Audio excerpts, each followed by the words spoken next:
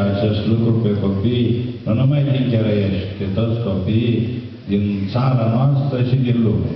Pentru că tu poți să le spui să fie buni și să iubească viața.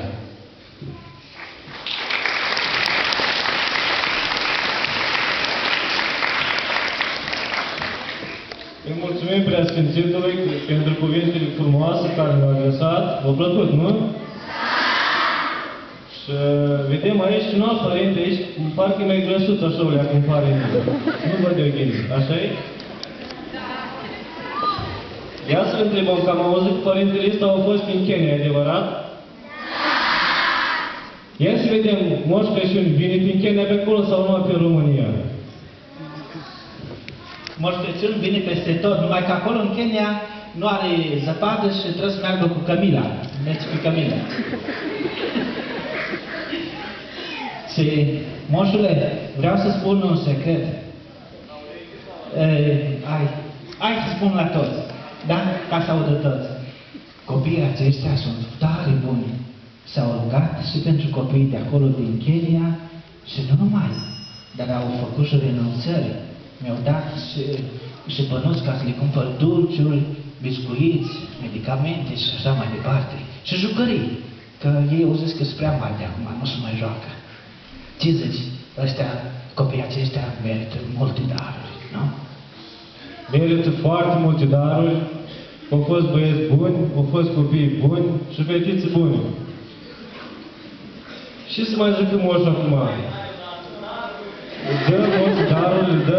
Numai fi că am gol sacul, dar am vorbit cu spiritușii mei care mă așteaptă, ba acolo, mă așteaptă să le dau ceva la copii. Vreți copii să vă dai moșul darul? Hai că știu că vă grăbiți, mergeți acasă și moșul s-o gândit să vă aducă niște daruri și el să înceapă a împărți. Ia să vedem noi niște copilași mai mici așa, care să fie reprezentanții voștri aici. Iernă la moșul voi. Știi să zici lui moșul poezii? Ia să auzim.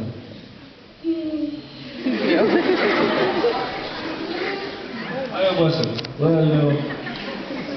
Ia să vedem părintele vicar, știi să zici la moșul poezii?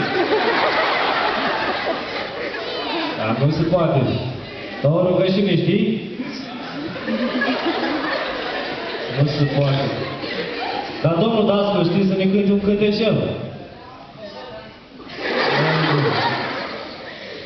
Nu vrei să ziceți un moșul poezii? Moșul e bun. Hai, dar te-ai gândit. Hai, spune, domnul. Că râsul de asta băiță emoționat. Intimidat.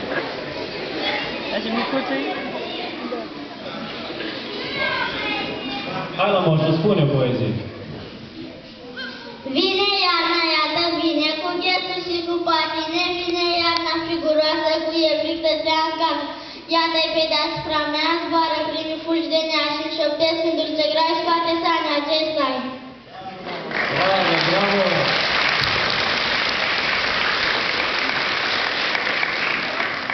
Bine, copii! Moșul mi-a plăcut foarte mult ce ați făcut voi aici, cum ați cântat, cum v-ați rugat. Și moșul pleacă la alți copii, că mai așteaptă și alți copii în parohii pe aici veșini, că la Napoli s-a venit la noi primii, că am înțeles că ați fost cu mine. Și pentru asta moșul are să vă dea niște daruri aici. Ia să vedem și are moșul. Dacă vrea părintele Damian să ne ajute. Eu cred că mai bine darurile le primim când ieșim afară, că dacă se scot darurile aici, va fi haos.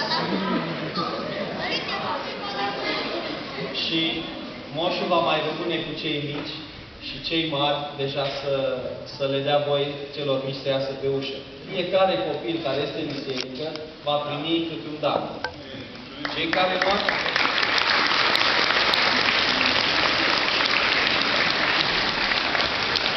toți copiii vor primi câte un dar. Cei mari, vă rog, dacă puteți să ieșiți să le dați voi copiii